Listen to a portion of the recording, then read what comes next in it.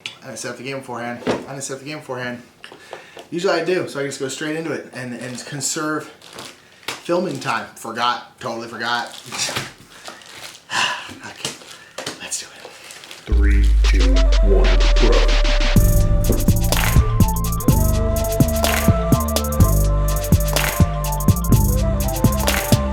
What's up, everybody? My name is Nick Murphy. I'm one half of the brothers Murph, and this is Board Game Highlight.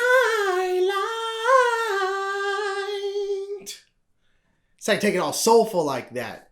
New studio, new me. Board Game Highlights is a series where Mike or I take a game off the shelf behind us here and we highlight it for you. That means we mostly just pop it open, tell you about the game, a little bit how it plays, but it's mostly why do we like it? Why do we play it? Why do we have it? That kind of stuff. You know how it goes. And this week we're going to take a look at a great game by Renegade Games called World's Fair 1893. This is about the World's Fair in 1776. Boom, America. Now, it's in 1893 when we had the World's Fair in Chicago, and it is all about that game. This is actually an area control game, which it doesn't seem like it at first. When you start to play, it's kind of a weird take on an area control game, but that's ultimately what it is. But it's themed around the World's Fair of 1893, and I love the concept of World Fairs. I love the concept of like each country, each nation being like, hey, this is what we're bringing in terms of like art or industry or like mechanics or anything like that. Like, I think it's just such a cool idea, like this coming together of the entire world, everyone kind of sharing what they've been working on. I just think it's a really cool thing.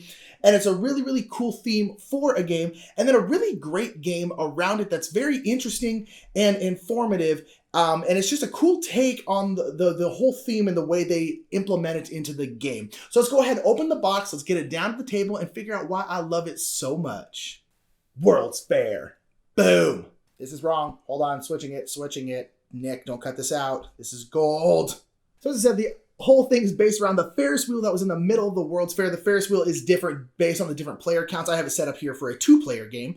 And then there are the different kinds of like industry that were at the World's Fair. So red, we have fine arts, we have transportation, agriculture, electricity, and manufacturing. And electricity is like electricity, but again, this was 1893, so electricity was kind of like a new thing, you know, and it was like, oh, look at the things we can do with thunder and lightning and such. So these are the 5 different industries, and each industry starting off the game is going to have 2 cards just at random around the different industries.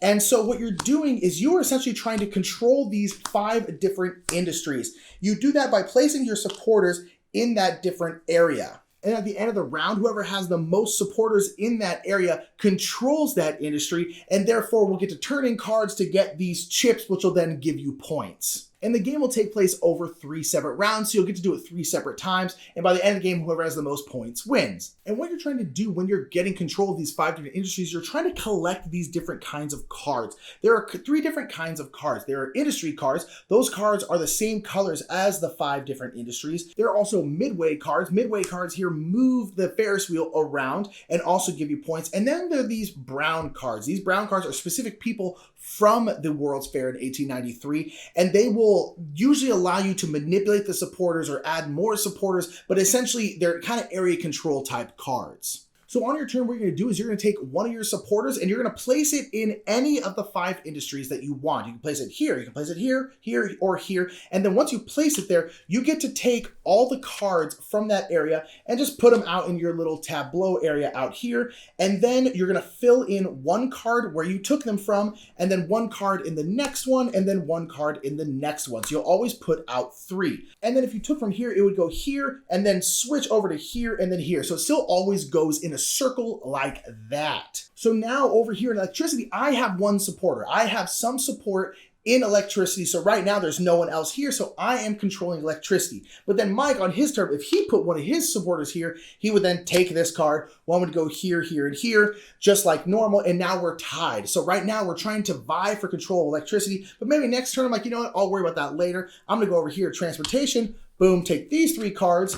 3 more cards will come out. 1, 2, and then 3, and then again these would go over here in my tableau. And for the most part, what you're trying to do is collect these industry specific cards right here. So the blue cards, the red cards, the green cards, yellow, or the gray cards. You're trying to collect those because you'll get to turn those in at the end of the round for these different chips, which will give you points at the end of the game. Now, what if you take different cards from the industry? If you take one of these midway cards, however many midway cards you take into your tableau, you will move the Ferris wheel around that much. Once the Ferris wheel goes all the way around, that's the end of the round, and then we score each individual industry in terms of area control. So if you want to slow down the game, don't take any midway cards. If you maybe want to speed up the game because you have the area control that you want, try and find a spot with multiple midway cards like this. Take these, it would go boop, boop, move up twice. So that's really, really nice because you then get to kind of manipulate and you get to choose the pace of the game, but then the other person may not be choosing the pace that you want. Maybe you're trying to slow ball it a little bit and then they're trying to go as fast as humanly possible. And that little bit of back and forth there is really, really nice. I love games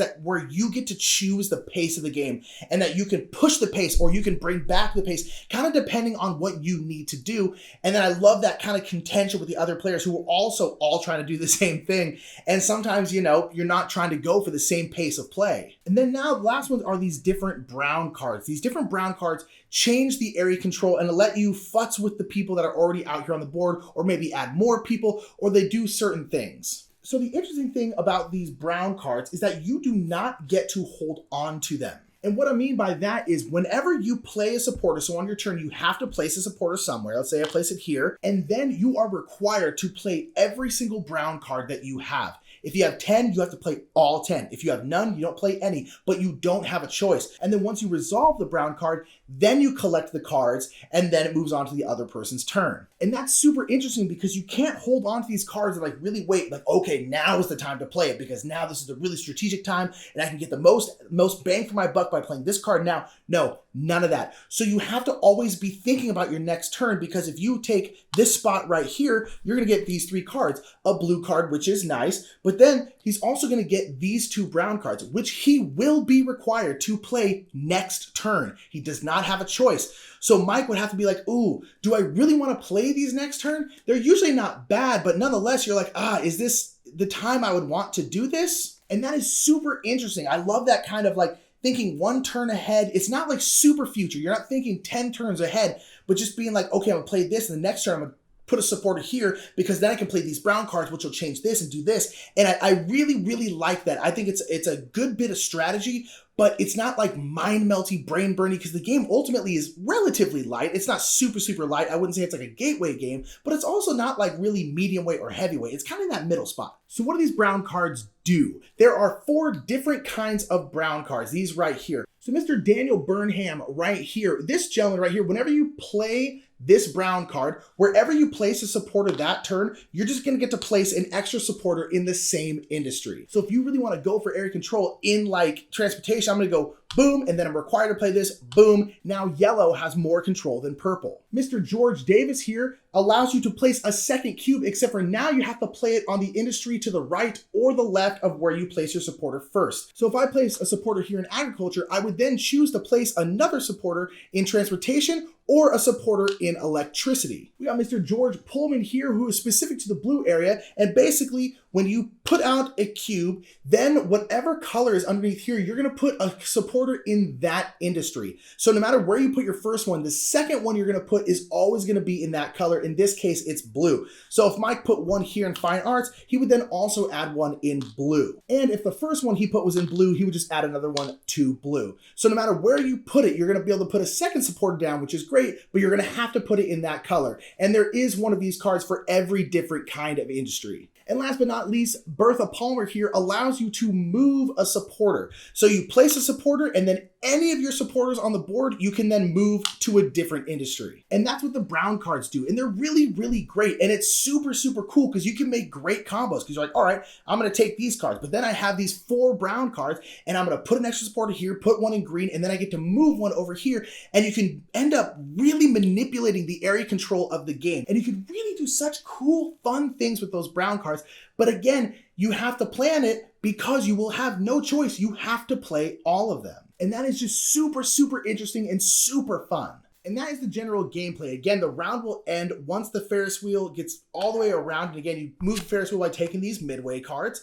And then we're going to score that round. And there are 3 rounds in the game. So basically, once we get to this point, we're going to score the 5 different industries. We're going to go in order, and we're basically going to look at who has the area control in each of the 5 different industries. So we'll start here with manufacturing. Manufacturing, there is 1 yellow cube and no purple cubes at all. So yellow, who in this case is Mike, wins. So now this is where these cards that you've been collecting come into play. Because if you win area control in an industry, or in higher player counts, if you tie in area control in an industry, you then get to turn in these cards for these different chips. So in a 2-player game, if you win the area control in the industry, you can turn up to 3 cards of that color. So right now we're in manufacturing, and we have manufacturing right here. So we can turn in up to 3 of those cards. I only have 2, so I'm going to turn in 2. And then I'm going to get 2 of these little tokens right here. Boom, yay, tokens. Okay, and then we're great. And then we move on to electricity, we do the exact same thing. Move on to agriculture, we do the exact same thing. Transportation and finance do the exact same thing. Also, on top of being able to turn in your cards, if you win area control in a certain area, you will get one of these ribbons. And those ribbons are just points at the end of the game. Then you look at your midway cards. You get 1 point for every single midway card you have, so you get your points. Whoever has the most midway cards gets some more points.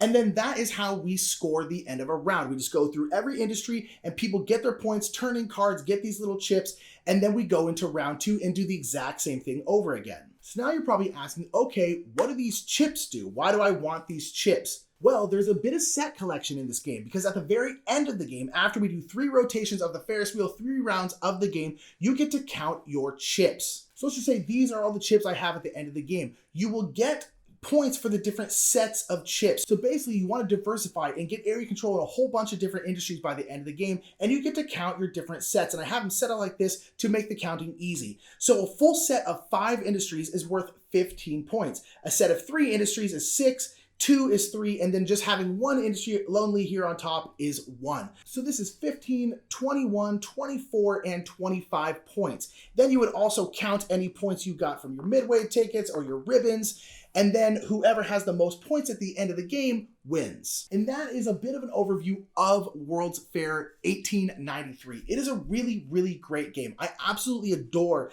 this wonderful area control game. A couple different reasons. One, it scales really, really well. A lot of area control games don't scale that well. This one really does. 2, 3, 4 players, it's really, really good because these all flip over depending on the player count. So in a 4-player game like this right here, you can see there's a lot more spots for the Ferris wheel to go around. So as people are taking more and more and more midway tickets, this goes around a little bit slower, and so it scales in that way. And it's an area control game that doesn't feel super mean. It doesn't feel like, oh man, like super backstabby, or like you can't really go after one person. You're just trying to take control of the areas, but you're not doing that by killing each other's supporters. You're not doing that by like kicking people out of the area. You're just trying to manipulate the board, manipulate the area control so that you have more supporters in agriculture than the other people. So it's nice in that sense. It's an area control game that isn't super, super contentious, isn't super, super mean. It's just strategic, and it's a lot of positioning rather than fighting. And lastly, the thing I want to say, which I think is super, super cool,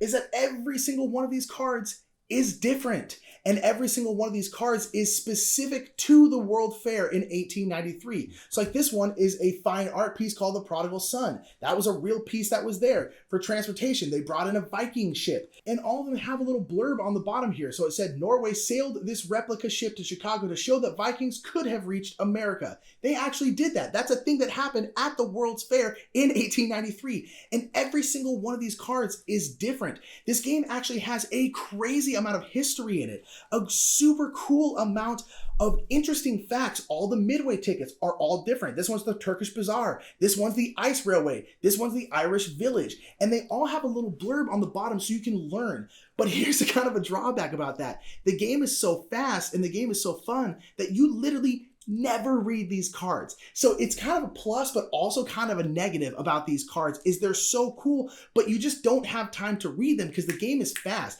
I take my turn, play my cards, boom, it's your turn. Boom, my turn, boom. You keep going back and forth. So really what you have to do is like after the fact, then kind of go through and be like, a kinetoscope.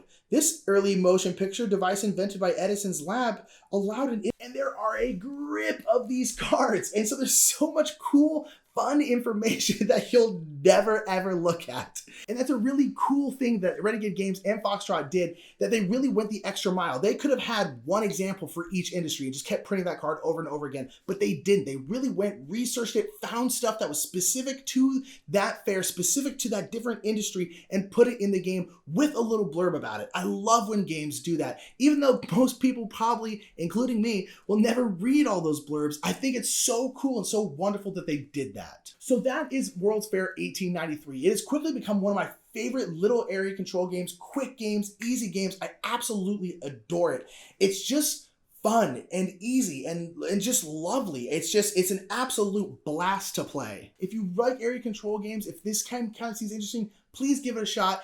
And down in the comments, if you have played it, let us know what you think of it. And while you're down there around the subscribe and like button, hit that subscribe button, hit that like button as well. We are trying to get to 10,000 subscribers by like August or so.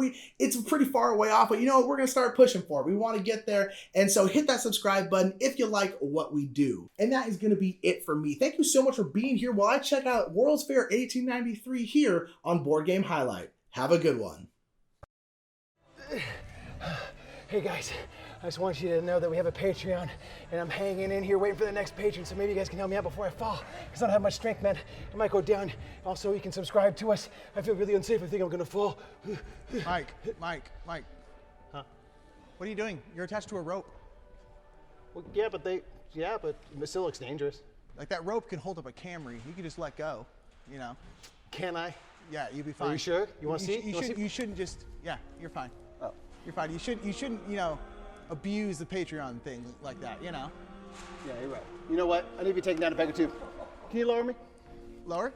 Sorry. You can still subscribe if you want. Yeah, you know. You can upgrade your game experience with Game Toppers LLC if you want. Yeah. Or check out Restoration Games, but you know what? Don't do it for me and my fear-mongering tactics. Okay, well, you know what? Hey, that was on you. Did you see that? that? Was on you. Did you see that? That's on record.